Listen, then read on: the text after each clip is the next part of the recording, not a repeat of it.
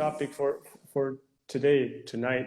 It's the periodization. So few words on that when you're ready. Okay. I mean, I can start. So yeah, the periodization is always the issue now in the training, and I think these things which are connected with periodization dramatically change in the last maybe 30 years, even more. And the concepts which are dominant before slowly disappearing.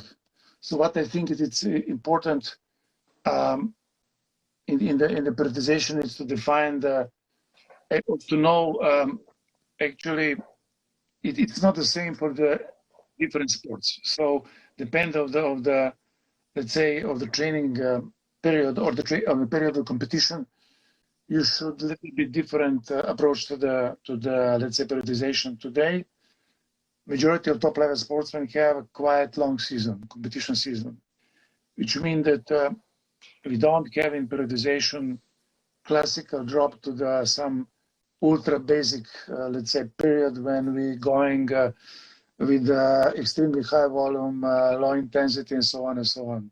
So these things slowly disappearing. You know, idea general, it's once you have a certain level of the sportsman, is to maintain this level and try to let's say improve few things with the most economic way. Economic way meaning not too much risking, you know, trying to be efficient, avoid the injury, and especially try to be specific. So when I talking about that, I can say that there is 4 things which I take in concern when I thinking about the periodization. First is economy of training. So the idea is to try to find the best tools for the improvement with the minimization of the, let's say, negative effects. Second one, it's individualization. So you should adapt to the individual need or the property of the sportsman. In the team level sport, we necessarily need the clusterization. Clusterization meaning that you should find a sportsman with a similar, let's say, property, and build a condition of healthy, build a healthy competition, let's say, between the sportsmen, and they should be more or less equal or similar. The next one, it's if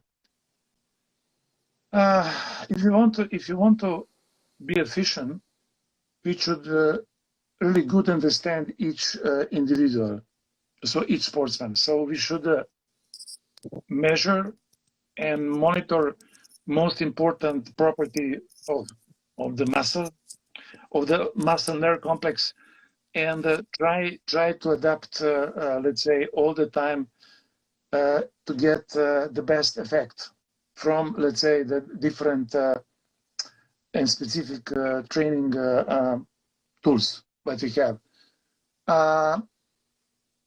What is also, I think, extremely important is that we should define the short and long-term goals. This is crucial for the periodization. You know, on let's say in the many sports we have periodization which is connected with the World Championship. I don't know, Olympic Games, or you have connected with some in the team sports with another types of the periodization. So in the certain time of the year, or through the 4, 3, or 2 years, you should be really on the top level. And this also extremely influenced on the, let's say, target period with the top level, with the top conditions, physical conditions. Exactly. Very well said. Can you tell us, let's say, like a few type of periodization, like the modern periodization, that are able to be that are able to be kind of useful for coaches in team sports, for example, especially during this time when Corona hit us all and everything, you know, the whole competition an organization is different and it's divided, and you have a very small amount of time to prepare the athlete and the whole team. And then, somehow the injuries are always there. But like, can we make that gap a little bit shorter or smaller in order to make our athletes more efficient on and off the pitch? Maybe about the injuries. Injuries are, so if you talk about non-contact injuries, not contact, let's say. Yes, exactly.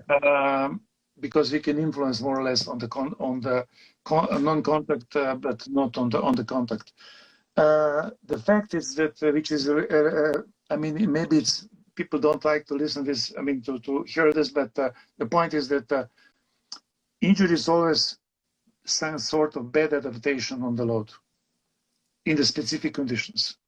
So if you want to have normal periodization, one of the biggest goal is to have the really long period of low injury level, which means even if you have an injury, this injury is something which is not crucial. I don't know, which is not cut you from the training from the long period, or make something which inhibits, let's say, high intensity training totally.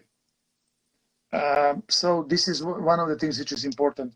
I think in the type of this periodization, the important is that we have still similar type of periodization like before, but not so drastically, let's say, different. So what I want to say, there is the period when we want to work more on the let's say general and the specific endurance. Yes, but even in this period, we should do everything for the speed, everything for the explosive power, everything for the deficitary muscle group, everything for the prevention.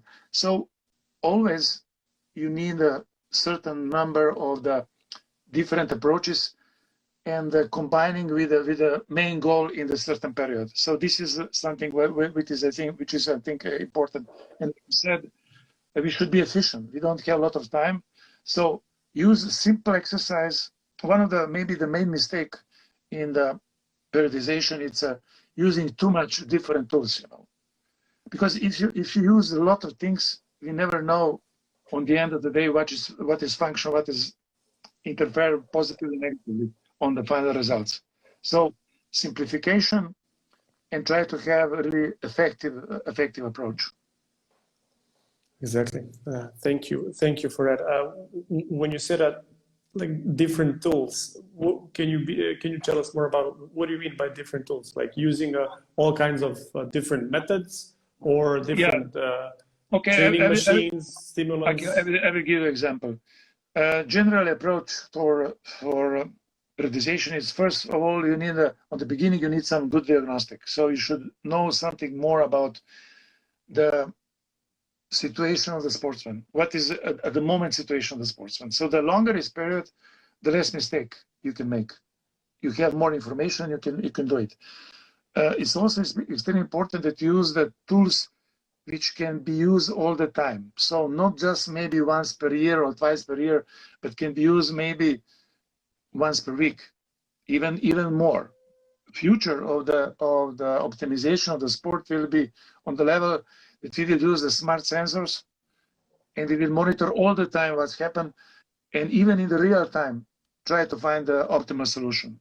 Maybe if you have time on the end, I can explain some of the concepts which are even now available for these things. But this is the main agenda. So once we have good diagnostic, we know something more about deficits. We know something more about maybe possible muscle group which are not maybe developed on the way that we want to develop. We know the existing asymmetry between the agonistic muscle, synergistic muscle. We know that we know actually more about what we must do, improve to get on the cheapest way, biggest effect. Exactly. So this is the main goal. So typically, I don't know. Let's say that we're talking about football, I mean soccer, and we want to do something for the let's say combination of preventing the injury and developing the speed, which is always similar things, you know. The main injury in the non-contact injury in the football, it's hamstring, or more precisely biceps femoris, so the part of the hamstring. And so if you want to develop the speed, you know, we need a certain period, but definitely we need a specific training elements to develop the right, let's say, performance of the hamstring. So we have three major groups. We have biceps femoris, long head, then we have semitenosus, semiburnosus. All three are important, but biceps is most important. The problem with, let's say, with the biceps, which is mostly injured, is that it's two joint muscle, which means we must make the exercise for the upper joint, down joint, using the both joint, and on the end, a specific exercise in the movement, which is similar to the, let's say, running or sprinting. And this approach, it's similar to the any other important group. Let's say for these things, we need, let's say, we should understand which muscle are important for which type of the movement, for the acceleration, for the maximum speed, for the direction of the changing of direction. Each one of this pattern of movement have specific, let's say, muscle group which is more or less important for let's say, monitoring and developing. Exactly, and also a specific angle where we want to hit we want to develop the maximum, right let's say, performance. Yeah, exactly. Yeah. Thank you. A very interesting thing that you mentioned that in football, in soccer, the most dominant the most dominant injury is the hamstring injury. A few coaches, you know, who measure things and who test things a lot, they're saying that one of the reasons why those injuries, non-contact injuries, were happening is because of the lack of sprinting. So we are talking about periodization, and then suddenly we came up with a sprinting idea. How can we incorporate the right sprinting? We are talking about, let's say, for example, for a football player, soccer player, whatever. How can we incorporate sprinting into a one microcycle that's like for 7 days? So it's very, very, very hard and complex thing. You know, it's not easy. It's not easy. Okay, one of the main things, I think, I will start with the problems. So I will start actually with the maybe some not right understanding of the things. First of all, if you want really to develop the speed and don't have too much problem with let's say, hamstring injury and with the development of the speed, you should train the speed at least 40 weeks per year. So if is this something which is a normal part of week periodization, sometimes more things you must do, sometimes less. But if it's this normal one, the level of adaptation is extremely higher. Typically, if you go, I don't know, from the I don't know, high volume, low intensity to the high intensity in sprinting, you will always have a problem coming from one period to another period. And this understanding should be, so this fact should be accepted. The how much you can do is depend of course, of how good is develop your model of running and how good is develop your major muscle groups for the sprinting. You know, for the sprinting in the football, you should have developed glute, hamstring, gastrocnemius or calves, and then also you need some iliopsoas muscle and some abductor also. So, but this muscle should be all the time treated on the right way. So this is process which never ending story, let's say. Another extremely important, when in the periodization in 1 week, don't mix the speed development and the endurance, because you can have the benefit of the on the endurance level or specific endurance, but the speed will always suffer. There are two biggest reasons why this doesn't go together. First one, it's once you start training the endurance, you definitely coming in the zone of fatigue. And when you come in the zone of fatigue, the level or the way how you activate the muscle is totally different, that you don't have problem with fatigue. And in many, let's say, occasions, circumstances, you are not able to adapt on these conditions. Another problem is that always you have some inhibition on the level of intensity if you are under fatigue. The third reason is that you cannot develop the right way, the right technique of running or right biomechanics of running if you are under the, let's say, high intensity of movement. And then I will tell you one fact, maybe which is also important. If you're looking at biomechanics of running, let's say fast walking, slow running between, I don't know, 10 kilometers per hour and maybe 15 kilometers per hour, and then running between the 20 and 25, and then running over 30. The difference between the fast walking and the slow running is much lower than between the slow running and the fast running. So fast running is extremely specific. This is the reason why we cannot adapt if you don't doing the exercise which are in the high speed, relatively high movement or speed movement, and which are in the conditions where you don't have problem with other things. Other things are especially fatigue, central or local fatigue, whatever. Yeah, exactly.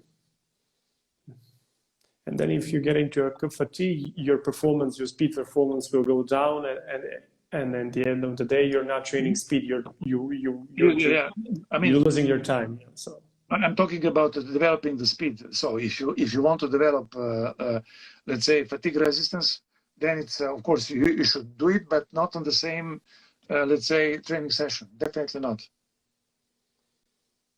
Yeah. You need a fresh and normal status of central nervous system that you can be, let's say, efficient in the speed training. And another things what we actually talked yesterday, it's something. But the problem is one of the problems is how to know where is the level of fatigue. So how to approach these things, we deal, let's say, in the last maybe 50 years, even 60 years, with the concept of training, which is based on the fatigue dogma. So we construct the training, we made the training the base of some fatigue limitation. But when we have a fatigue limitation, we are already in the zone of fatigue, and so we should escape. So one of the solution is to have some of technique or measuring tools that you can do it inside the training without interfering too much, and know, let's say, how many repetitions you should do to be inside of no fatigue conditions or conditions which I can tell potentiation. Potentiation is extremely popular, but I think it's huge confusion about what exactly it's meaning potentiation and what exactly it's a complex training strategy. So if you have some specific question about that, please give me. But otherwise, I can tell you something just basic. Let's say some basic idea what I'm thinking about when I'm talking about potentiation training strategy. No problem. We have a few questions already. I can see in the box, but as I mentioned in the beginning, I will leave the questions for the end.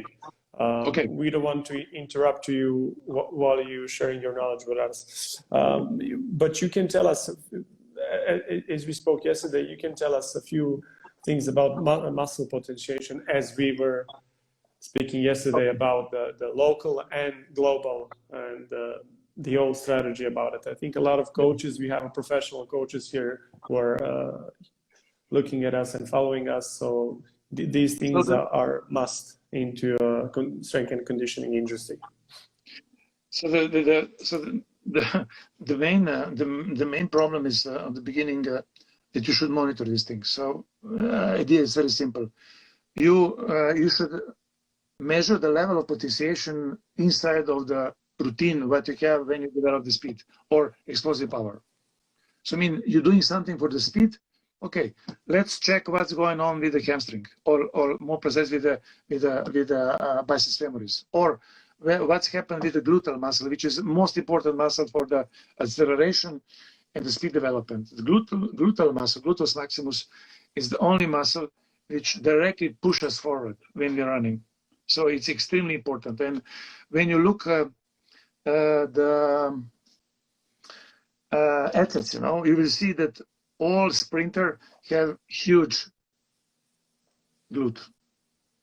And this huge glute, there are two things why it's big. First, it's genetic, hyperlordosis, and this position of the let's say of the glute connected with the spine.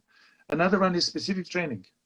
You do a lot of specific training which activate gluteus maximus and gluteus medius, and you need for these things. So going back to the idea of potentiation. So what is actually let's say our approach, or what I think that is the right approach?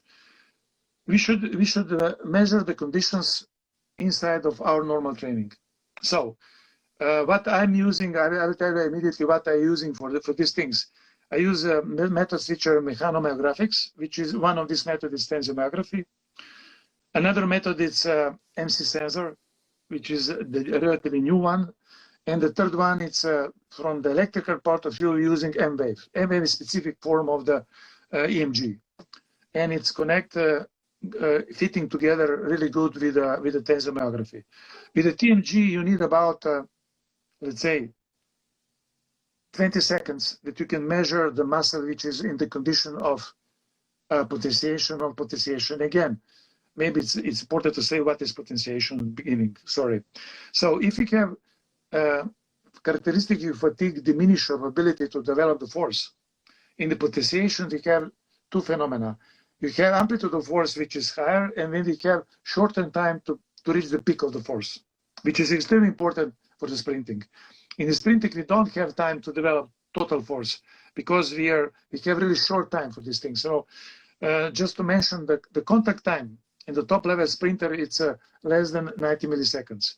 In the 90 milliseconds, even shorter than 80 milliseconds, there is no way that you can develop the maximum force. You don't have enough time to synchronize all, let's say, motor fast twitch fibers to develop the maximum force. So we always deal with some conditions when we have a really short time for these things. So going back to the idea,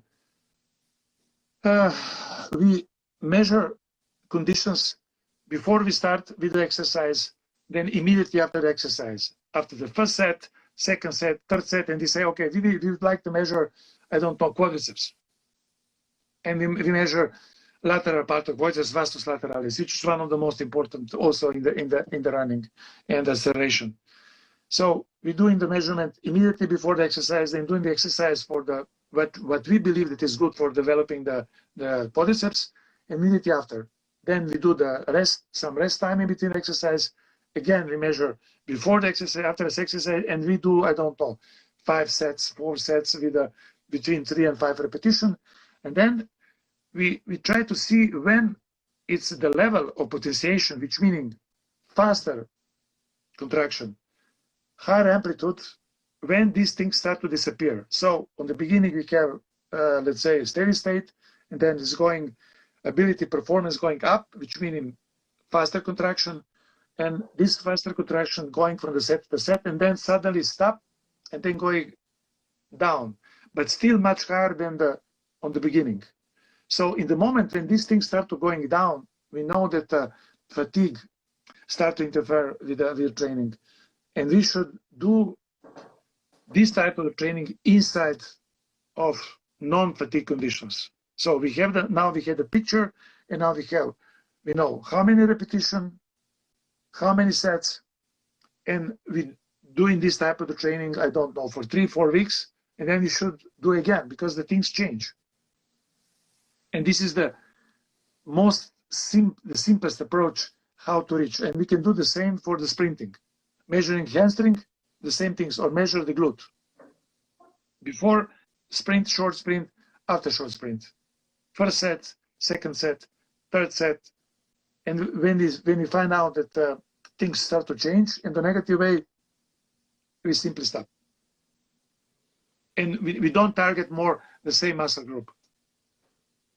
Yeah, you switch, so in that way you totally avoid the fatigue of the local. Yeah.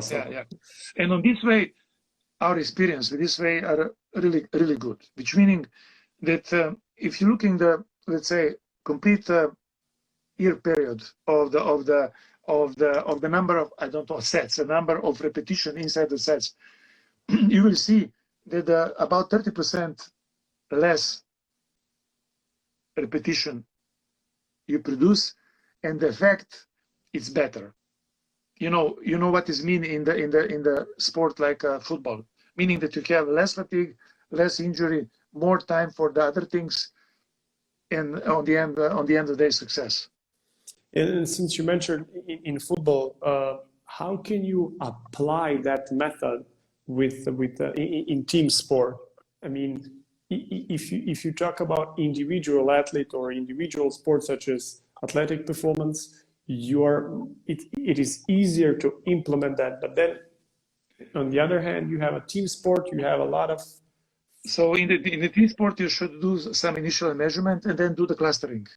And then instead of clustering, the people we train on the similar way, and coach can much easier, let's say, control the load and let's say how they perform actually the exercise, and try to avoid the bad execution or whatever, But the clustering help us to optimize the, let's say, work and somehow to be more individual, on the same time. But still, you should measure, So let's say I have a lot of experience with measuring the top level clubs and the national teams. You should do the measurement from time to time, give some ideas. Let's say it's totally different. If we're talking about national team, this is really don't have contact all the time. The only time when you have more time to work with these guys, it's when you have World Championship or when you have European Championship, but otherwise no, because they have team, you have enough of the other obligations, inside of the process of the training and the competition. So this is the way, and use this inside of the normal training. Look, sometimes the session of the speed can be just 50 minutes, not more. And it's much more, let's say, efficient if you try to extend this. Can be, let's say, I don't know, 5-time or 6-time maximum sprinting of the 50 meters, 20 meters, or sledge with the 20 meters, 50 meters, or something similar. One of the easiest way that you develop specific force for the muscle, which are important for the sprinting and acceleration, it's a heavy sledge. Really heavy. Heavy meaning 20 to 30 kilos, even more, depending of the size and the force of and the performance of the athlete. But it's extremely specific, and it's relatively easy to even, I don't know, 20 people can do at the same time, or even 10 people can do. You just need more sledge, but you can monitor this, and if you have 2 or 3 coaches which work, you can do it. Also, you can do it something on the technical level of execution. Yeah, good thing you mentioned. Were you meaning pushing sled or pulling sled? Like pulling. No. You should run normal, not pushing. Pushing, it's a little bit tricky because you work with the upper extremity, and it's different. So my experience is longer time contact, run force contact longer. Yeah. Exactly. You mentioned 20 or 30 kilos. Okay, on the relatively normal surface. On the, if you have the grass, which is normal, then you should adjust a little bit. But if you have the, I don't know, artificial, like a tartan or something similar, then you can do it. Let's say, I will tell you, the top level sprinter girls do this exercise with 35 kilos. So I don't see the reason why some athletes, which are football players, which are good developed, why they can do it with the 25 kilos. Exactly. Yeah. Exactly. And according to you, is there any? Do you recommend some distance between 20 and 30 or 40 meters, or 15 to 25, 30 meters? If you want to do a decent number of repetition and avoid fatigue, you know, then the distance should be relatively short. Or I will talk you about how long. So nothing longer than 7 seconds. Mm-hmm. If you want to do this. But in many cases, it's much even shorter. If you analyze the game and the football, you will see that the majority of the sprint are between 10 and 50 meters. The sprint, when you have, I don't know, 60 meters, it's almost mission impossible. You have sometime when you have counterattack or something longer, but this is not the typical things. And exactly. 70 meters is the average sprint time in football, according to all leagues and the Champions League. Yeah. Exactly. Even when they do statistics, they say that there should be something which is longer than, I think, 11 meters. Mm-hmm. So 11 meters is the limit, and upper limit it's but you need 11 meters to develop the speed. Otherwise, you are relatively slow. You know. Exactly. Srdjan, thank you very much for that information. If you don't mind, I will share that later on my IG post so other people can see it. Since we are basically done with the two topics, which was periodization and key elements for speed improvement, now we can switch to the speed as an ultimate game changer, according to you. What is the essence of the speed, and what are those little things that athlete, doesn't matter which sport is in, what is that thing that he or she should have in order to train speed properly and safely, and yet to have benefits from it? So one of the things from the point of view of the athlete, you know, of the player, is that so I was lucky that I was able to measure the best sprinter for Jamaica. So I measure everybody, including the Bolt, and all the best female sprinters.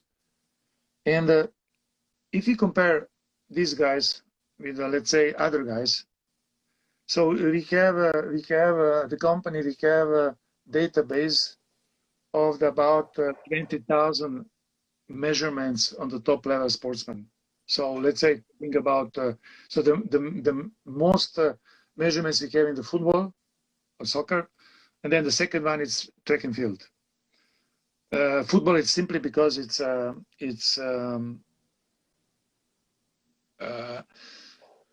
top level club are able to pay this, you know, that you measure the huge number of the people of national team. So it's commercial part of the story. But let's say, and if you look, the main difference between the top level sprinter in Caribbean region, you know, a Caribbean region are not the Jamaica, but also the top level sprinter for USA. Let's say I work also with American football, let's say, player.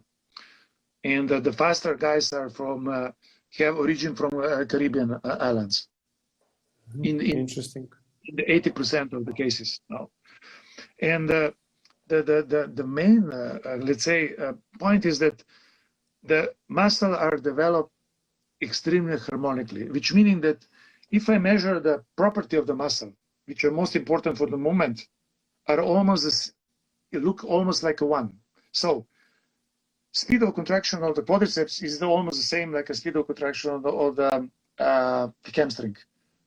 Speed of contraction of the gastrocnemius. Gluteus is usually a little bit slower, but still quite similar. So what I want to tell you is that there must be some ideal proportion between the muscle, but generally they should be harmonized on the way they're really similar behavior. So this is something which is very important. So this is from the point of view of the athletes. Another one, I must tell you that if you want to develop the speed, you can develop until the age of 40. It depends if you are healthy, and it depends if you are motivated to do this. So if in your motivation, the high speed of the movement have a high level of interest, you know. So if you're motivated, I have few let's say experience with the athletes which are old between the 36 and the 41, and they're able to run extremely fast. Extremely fast. One person was able to run world record on the 60 meters in this age, which means, but like I said, you should be relatively healthy. You should do a specific training, and you should be motivated to reach this goal. So it's extremely wrong that you believe that you cannot develop the speed after the age of, I don't know, 25, 26, even 30.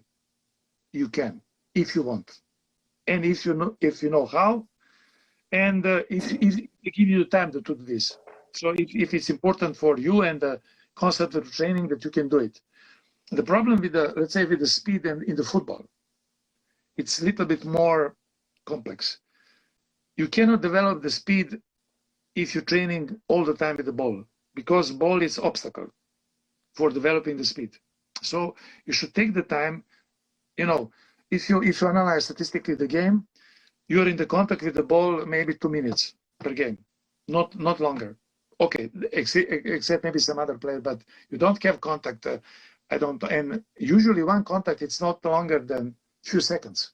Even this is too maybe too long, you know. So if you want to develop the speed, you should do certain percentage of the exercise in the ideal conditions. No any obstacles. Even if you do some obstacles on the floor, maybe it's not good. If you want to do fast movement, it's better to do without obstacles, because obstacles always inhibit you consciously or subconsciously the speed of the movement. You know what is the faster movement?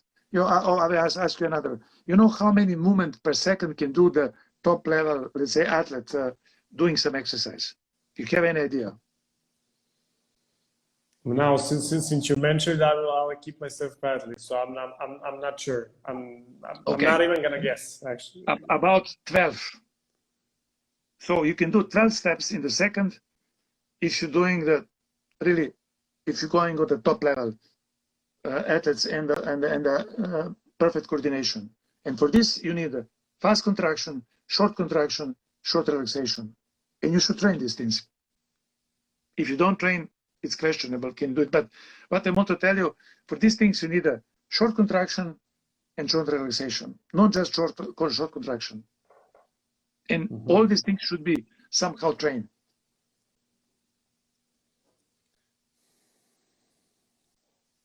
I know, can you imagine how much movement is 12 movements per second? Normally, the sprinter, when they run, they do between 4 and 5 steps per second.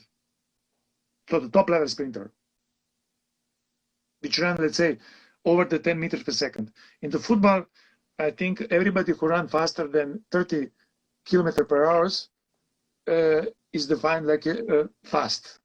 If you're running over the 10 meters per second, which is 36, you're already extremely fast.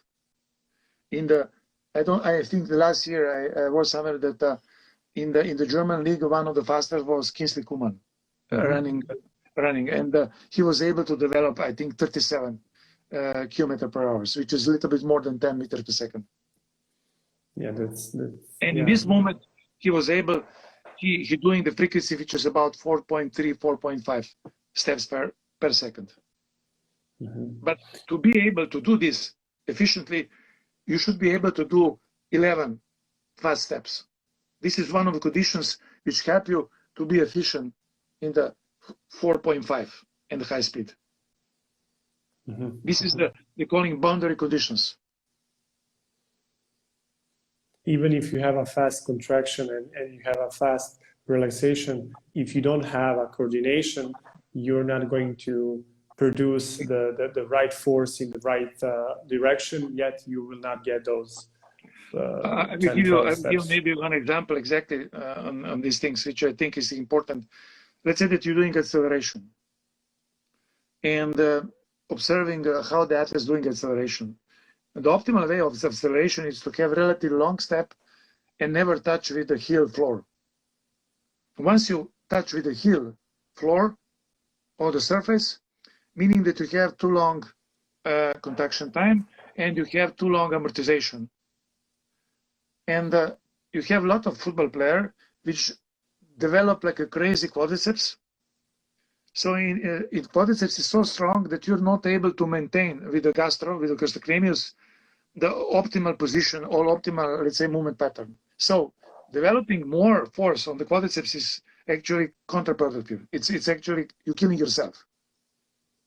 You will have more problem with ankle tendon injury, you will have more problem with efficiency of running, and you will have more problem with the fast acceleration.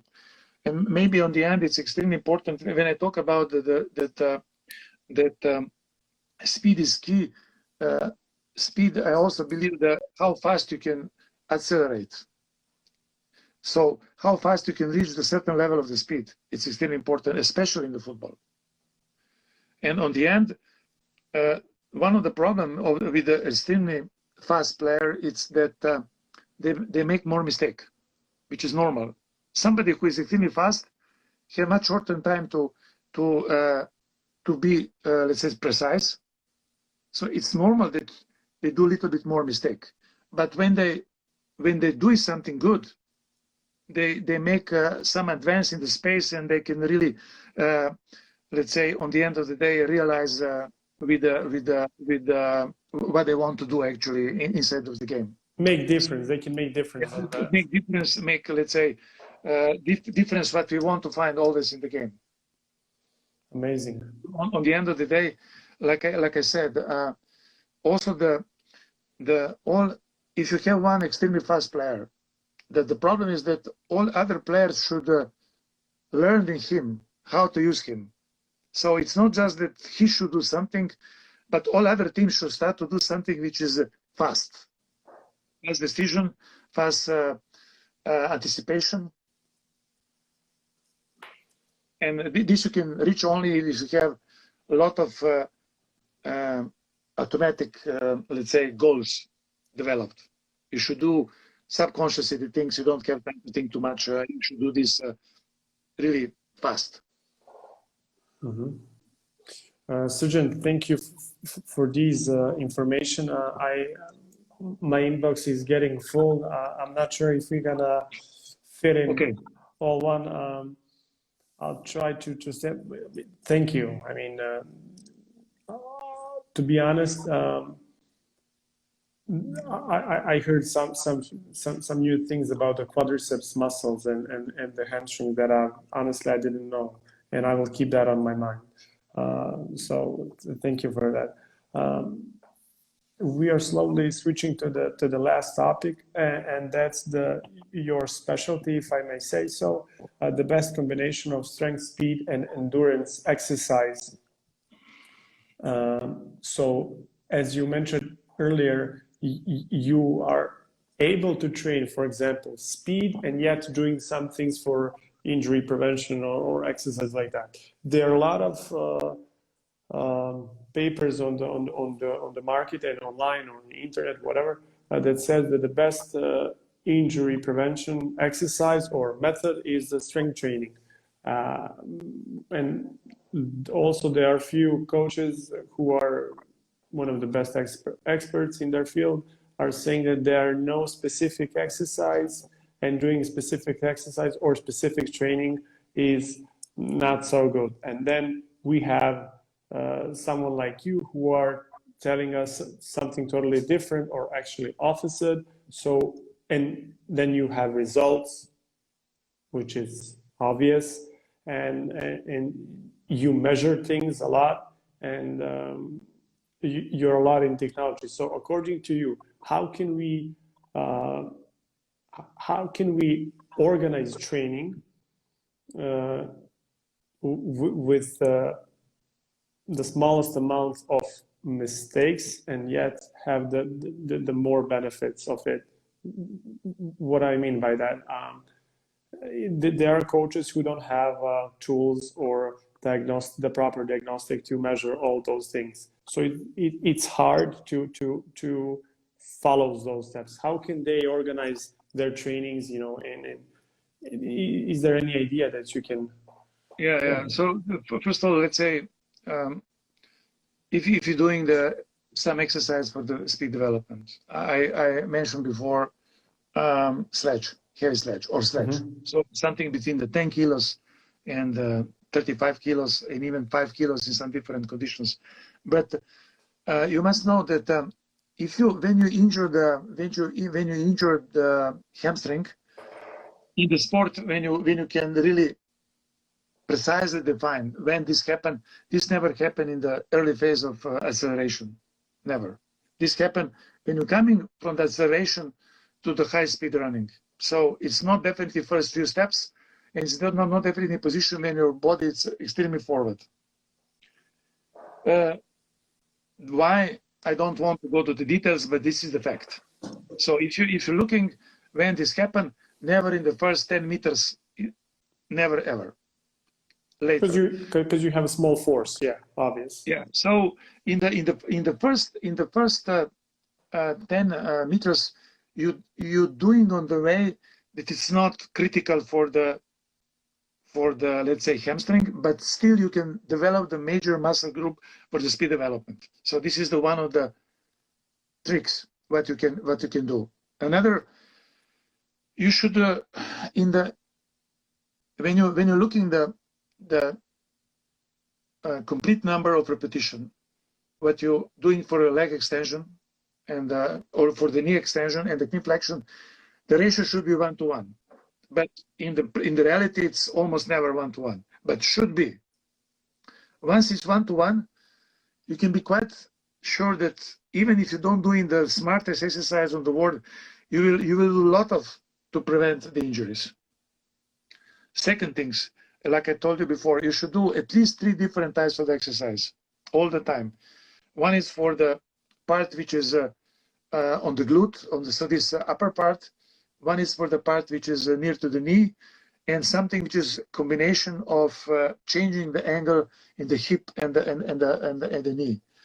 So this is 3. I cannot show you this exercise, but I don't know, later with the Samo maybe we can send you a few just to have idea which exercise is for what. Another extremely important things. If you want to develop really good, let's say hamstring, especially biceps femoris, you need the external rotation of the leg. Then you use much more biceps femoris. If you have internal rotation of the foot, you use much more semitendinosus. So even this exercise is important. If you have extended knee or knee in the angle of, I don't know, 20 degrees, you totally different activate the muscle. So you should do variety of different exercise on the different way systematically. And the ratio between this exercise and exercise for the knee extension should be approximately 1-to-1. Thank you. Well, a quick question by myself. If we have a ratio 1-to-1, and let's say before we start the training, we don't know which part of the leg, let's say, someone has a stronger quad, someone has a stronger hamstring. And then yet if we start 1-to-1 ratio, we are constantly going to be that deficient. So is there any cheap way to see if do we have a stronger hamstring or we have a stronger quad? So the first is that you do a few exercise and you can see what athlete can do it. You know, one of the extremely popular exercise was a Nordic hamstring. You know the exercise Nordic hamstring. Yeah, of course. Yeah. Okay. And there was extremely, a lot of things about FIFA say this is the best exercise, you will prevent all injury. Okay, it's better than nothing, but far away, that's enough. But, the strong athletes, strong in the hamstring, can do it without using the arms, 10 repetition of up and down totally. The weak one, they cannot do even one. Not with this, but even without extreme pushing with arms. So with the experience, you should be somewhere in between. This is one of the exercises. Another very simple, take the skater, for skating. Yeah. Do leg extension, knee extension, and have the load on the shoulder and on the heel when you do it on one leg. And if you have the upper in this exercise, if the athlete is not able to do 6 repetitions without a problem, he is on the weak part of the group. This is extremely simple, and everybody can buy one skater and use it for these things. This is a really maybe oversimplification, but it's enough good for the beginning. Yeah, a good start. Yeah, optimal start, as I like to say. Thank you. Srdjan, is there anything else that you want to add on the speed, strength, and endurance training? I think maybe just shortly, it's important when that you, in the certain period of the developing of the player or athletes, that you work extensively or a lot on the technique of running. Technique of running help you to avoid injury, to be the faster, and to be more efficient. But accidentally, let's say, if you start enough early, your expectation of success can be really high, or can be 100%. Later, it's not a problem they cannot, but the problem is, like I said before, motivation, ability to let's say, to believe that this is crucial for you. Then you can definitely you can do it without a problem. Exactly. Yeah. And to have a fit body, injury-free as much possible in order to expose yourself to the highest demands of the speed training. I must say that let's say in the sport, when you can relatively all the time measure exactly the things in the sprinting, I must say that my experience in the last, let's say, 30 years of training, that we now are at least doing at least 40% less of the training with a much higher success rate. We do a lot, maybe a little bit more intensive training, but definitely complete volume is going down. Focus, efficiency, coordination are most important. Exactly. I mean, you never can develop muscle so strong that if you do some stupidity, you will avoid injury. Forget it. So you must develop the optimal movement of pattern movement. That then you will dramatically decrease the risk of the injury. Yeah, exactly. And your thoughts on force velocity profile? You find it? I find it very useful in my work, and that helped me to reduce the volume of the training, especially when I work with professional athletes in season. Trainings are no longer than 30-45 minutes max, and they are not doing too much. And I also use a lot of gadgets to measure the speed, like velocity-based training, things like that. Helps me to stay on the track as much as possible at this moment. Srdjan, what can I say? I mean, I really appreciate all of the elements and information that you share with all of us tonight. If you're okay, we can start with the questions. Okay. So I'll try to be quick, and so we can go through the. Me too. No problem. I mean, for you can talk. I can listen. Daisy, not Calabat. So this question comes from strength and conditioning coach, fitness trainer from Hungary, our colleague Maria. She's head of performance in Vesprem, the handball team, and she's asking if you have to do 1 week endurance and speed, which days you will do it and why, or you choose not to do like that and decide for one. Basically, you understand the question. So, which days are good for speed and why, or opposite to endurance and why? Now we have two different situations. My situation, if you have a competition season, or if you're out of competition. So I think that is question for out of competition. But yeah, if let's say competition. Yeah. It's out of competition or competition. In season. Yeah. Okay. In season, yeah. In season, let's say you have a game. I don't know, on the Sunday.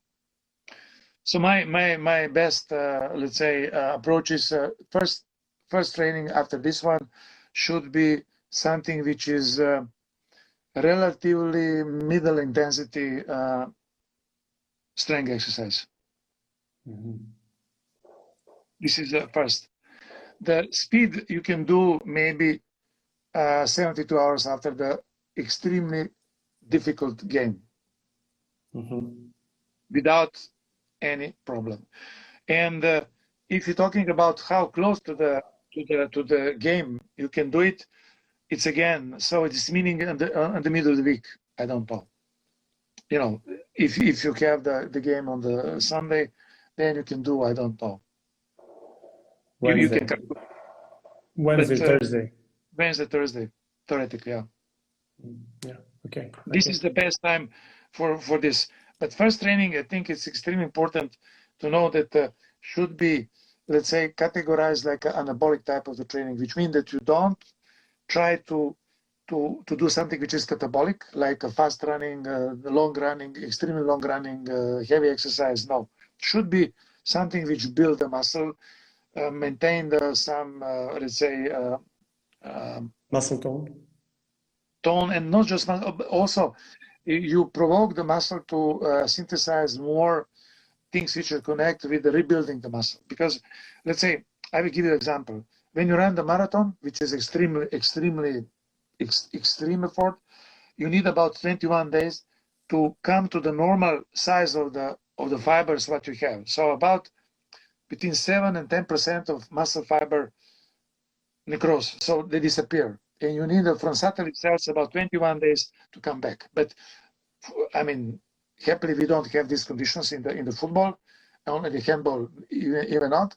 But we need a few days with this. So one of the way how can you maybe know about that? It's maybe CPK level on the blood, or some test like this TMG test, so different tests which can make a little bit objective your judgment when to start with these things. Okay. And the number of repetitions when you mentioned strength training. So basically, you have a big guys. They're all. The number. Look, generally, the best way of developing in the majority of the cases, for the, let's say, even for the football, is you need a strong muscle, but you don't need the big size of the muscle. So theoretically, it will be the best if you have small size and extremely strong muscle, which means that you need mainly hypertrophy of fast twitch fibers. So 3 to 6 reps, basically. So short, not long exercise. I mean, not many repetition, or extremely fast movement, which is combined with the load, jumps. I don't know, whatever. Okay, thank you. I will jump into the next question. I hope Maria got this one. This question comes from Vuleta. How much speed days in 1 week and how are they scheduled? Actually, how many speed days in 1 week and how are they scheduled? Out of competition. So out of competition, you can do it. Yeah. Yeah, you can answer both. So okay, I will tell you both. So out of competition, definitely. So the minimum of the minimum, it's that you should do once per week the speed. But this is really minimum. to reach some development, I think you should do it twice. Mm-hmm. When you're doing competition period, and if you have game like if you have 2 games per week, Mm-hmm. You can do it maybe one extremely short training of the Mm-hmm. speed, or extremely short meaning 50 minutes. Few maybe, I don't know, fast movement combining with a relatively not very high load on the sledge or something similar. Mm-hmm. One of the extremely interesting exercise for the speed, and maybe you will see and look funny. It's running with a little bit less of the load in the with the sledge, but in extremely forward position. On this way, you develop gluteus medius, which is still important, and you also develop the part which is connect between the gluteus and the upper part of the hamstring. And Mm-hmm. I don't have any experience with some injury with this training. So it's not very, if you do correctly, it's not very risky. It's more safe than to do some other things. Yeah. But so this meaning that you're doing, I don't know, 40 meters or even 50 meters with a light sledge, which is 5 kilos, let's say, 5 to 10 kilos. But position of the body should be almost like this. So not upper body, but this position. Mm-hmm. Mm-hmm. Correct. Yeah. It's just a short example of specific exercise for the speed. And this type, you can do, let's say, even if you do 3 times, 40 meters or 30 meters, it's okay. This will maintain a specific, let's say, specific property of the muscle that you should develop and maintain all the time. Yeah, thank you. Thank you for that. I hope Vuleta got that question. Well, the next one is, does he make the annual plan? Probably.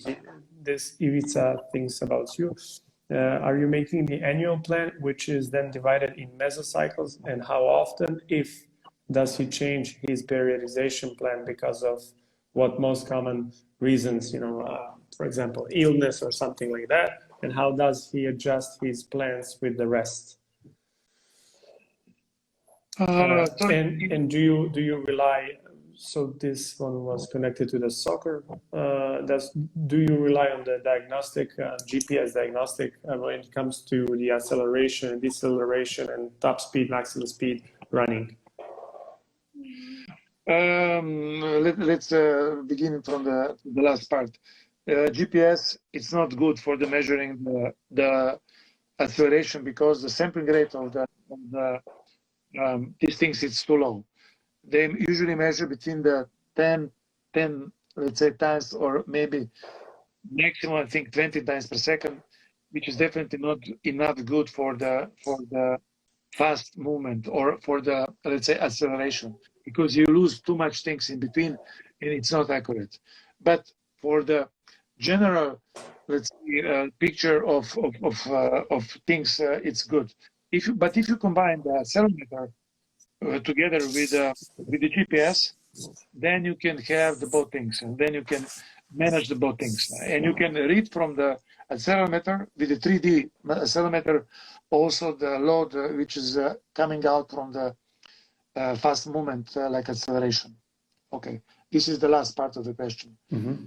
On the beginning, look, what is tendency today, especially if you have talented people, it's that there is no cycles which is too long. So anything which is longer than 4 weeks is questionable, whatever you want to do, because there is the one rule, your adaptation going like an exponential curve, going like logarithmic curve. You're going like this, and then you have saturation.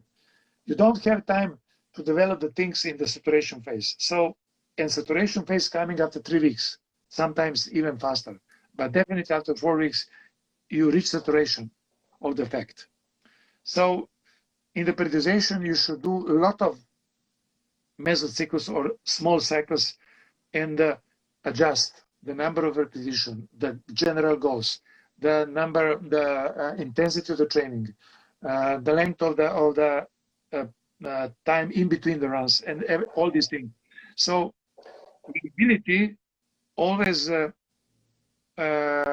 prevent accommodation, slow adaptation.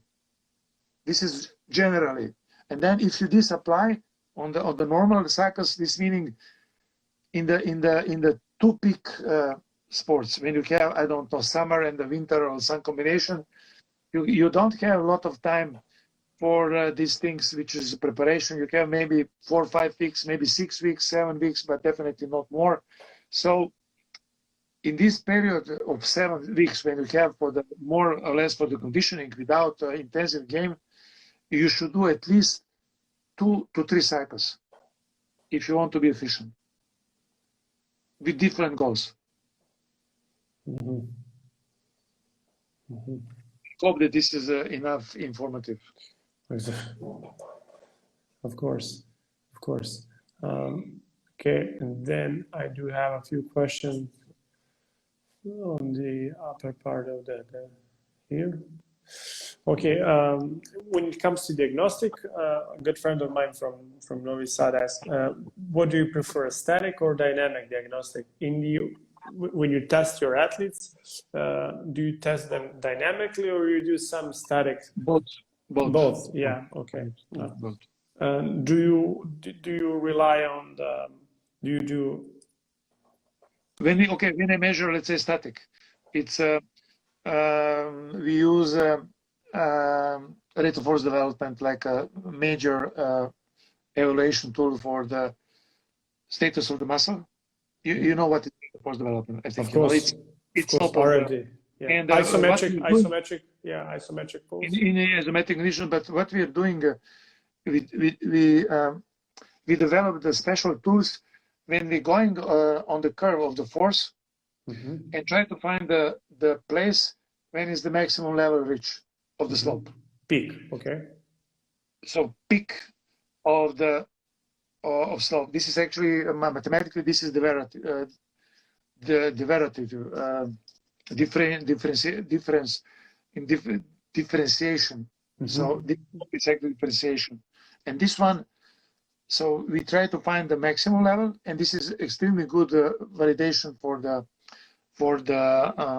let's say status of the muscle or ability to develop the fast movement, and also we measure the time when this happened. If this happened on the early phase of the raise of the force or late phase. So the earliest coming, the better is. This is the general idea. Mm-hmm. So the algorithm is going like this. We measure the 5 point. Let's say we use the tools when we measure 1,000 measurements per second, and then we're going every 5 milliseconds and measure first 5 milliseconds, second 5 milliseconds, and try to find the maximum level of the slope, also the maximum slope. And then this is the validation how doing. Another thing that we're doing in the isometric conditions is TMG measurement, which can you do tensiomyography measurement. It can do extremely fast, and you can do separately on different muscle group with the same way. So when we come on the dynamic exercise, you have two approaches. One approach is to do with the accelerometer or with the force plate, which is quite similar. Or if you have ability, but this is too complicated with the 3D video recording and analyzing in real time. This is quite difficult. Or you can do something which is let's say measuring the effect of the exercise in between exercise statically, but in the reality you measure the effect of exercise on the muscle and then measure and then doing it again. In this case, I will take maybe 2 minutes to explain you what is the future of this type of the measurement. The future is I will give you an example. So we developed the sensor which can measure the tension in the muscle during the normal movement. We use this information. Let's say this is put on the I don't know. Let's say on the quadriceps, on the vastus lateralis, lateral part of the quadriceps. Okay. We use this one to measure the level of the force and how big is, let's say, rate of force development between some exercise, including running. And then we, in real time, with a delay of 5 milliseconds, transform the tension in the voice. And you listen to the voice. And the transformation, they're calling frequency transformation or frequency modulation. So the highest is the load, the highest is the frequency what you listen. And the bigger is the amplitude, the highest is the volume of the sound. So with the time, you can learn exactly how fast or how you can learn how this pattern that you can listen is referred to your performance ability. You can follow the rhythm. Yeah, because not just rhythm but also intensity, and you can be theoretically on this way all the time in the potentiation if you want. If you listen carefully, yeah. So this is something that we're doing now. Interesting. And so this is the future. Future is measuring inside of the training all the time without interfering the athletes. Yeah. Athletes don't like to be measured every day, half an hour. They will be pissed off immediately. So you know myself how is it. Yeah. They don't want to be measured, yet they want results. So we gotta find a way how to trick them and how to make results.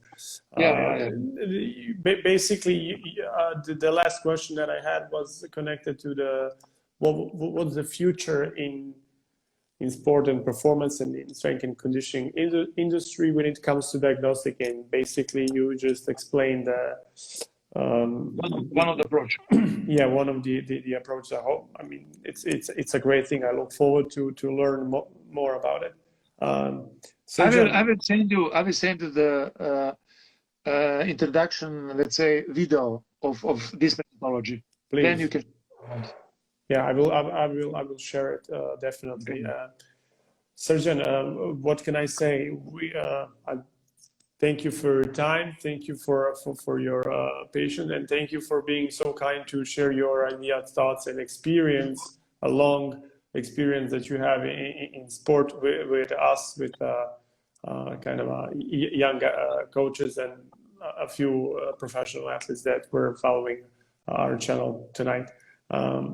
Hopefully, we're gonna keep in touch. I'm already in touch with Sam all the time, and looking forward to meet you in person when I come to Slovenia. Okay. Thank you for everything, and see you sometime soon. Okay. I enjoy it. Okay. Bye. Thank you, Srdjan. Bye. Have a good one. Yeah.